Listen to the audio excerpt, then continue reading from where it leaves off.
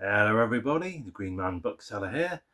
I'm doing a book review video in which I'll be reviewing this book, The Lord Was at Glastonbury by Paul Ashdown.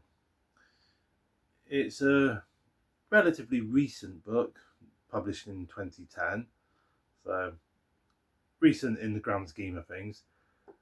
And in this book, Paul Ashdown, he looks at the historical written facts behind the legends, such as the facts are there's not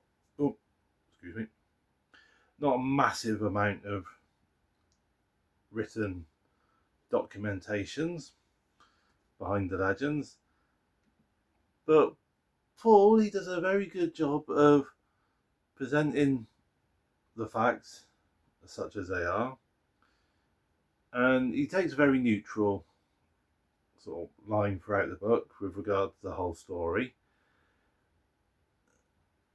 I've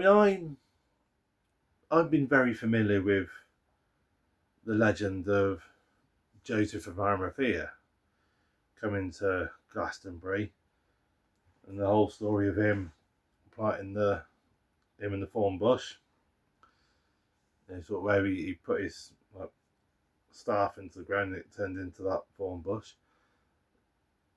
I was vaguely aware of the whole legends of Jesus coming to this country as well. Not as aware of that as I was about Joseph from Arimathea. But reading this through this book, it was quite interesting to see sort of how the legends grew. Because reading this book,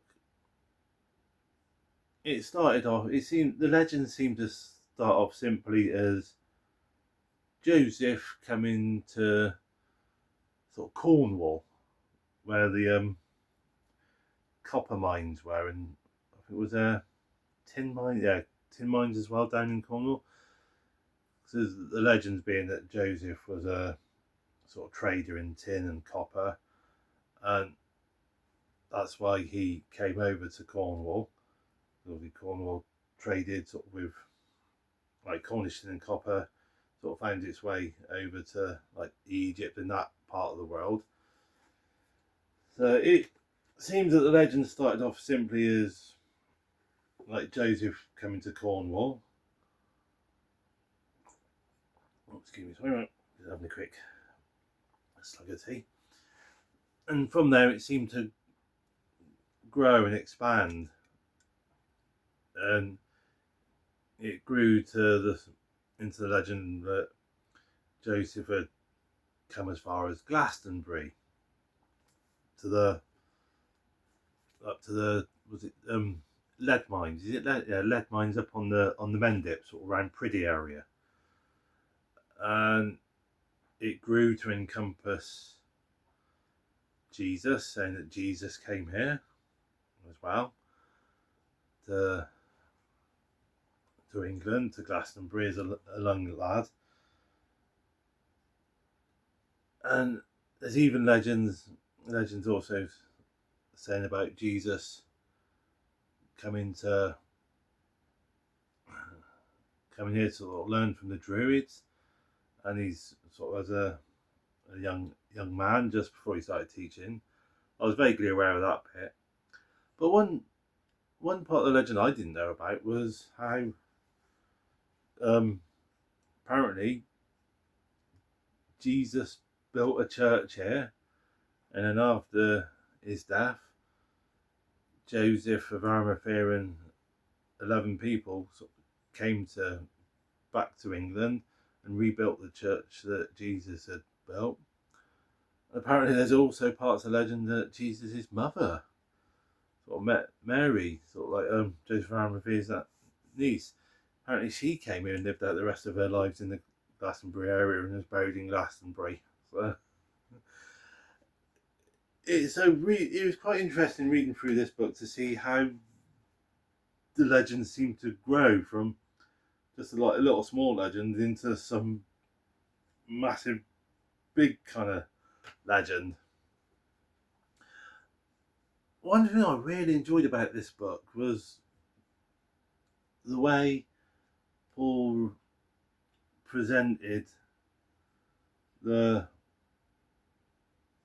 sort of the facts, what written documents there are, and he did a very interesting sort of look at exactly what was being written and kind of just analysed it and presented it, his analysis, in a very clear and easy to understand way.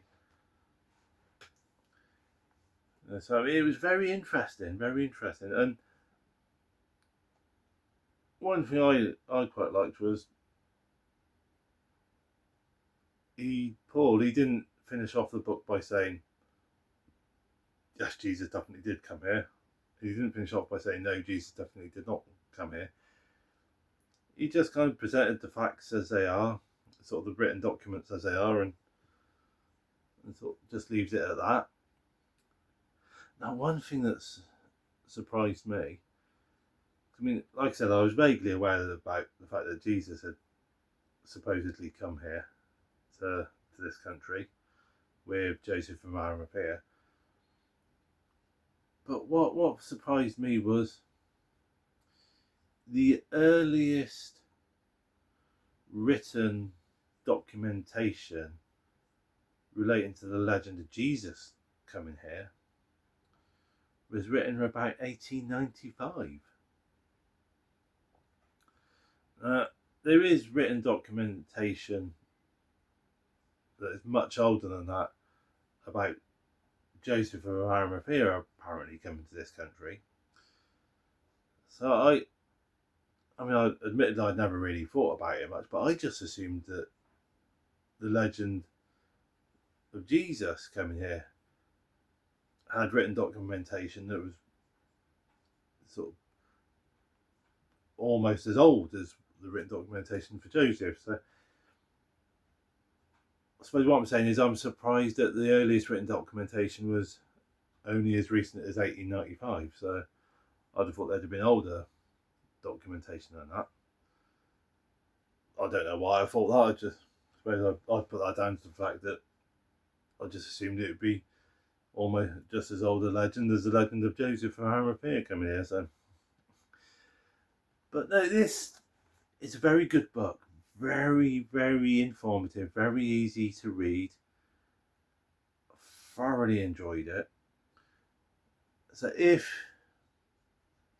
you're into, if the legends of Joseph and Arimathea and Jesus coming to Glastonbury interest you, if you're just interested in Glastonbury in general, I think this is probably one of the best books to get with regards to the whole legend of Joseph and Jesus coming to Glastonbury, and the way it looks into all the documents and all the rest.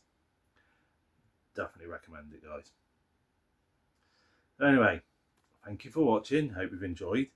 Look forward to seeing you in the next video, and in the meantime, stay safe, happy reading.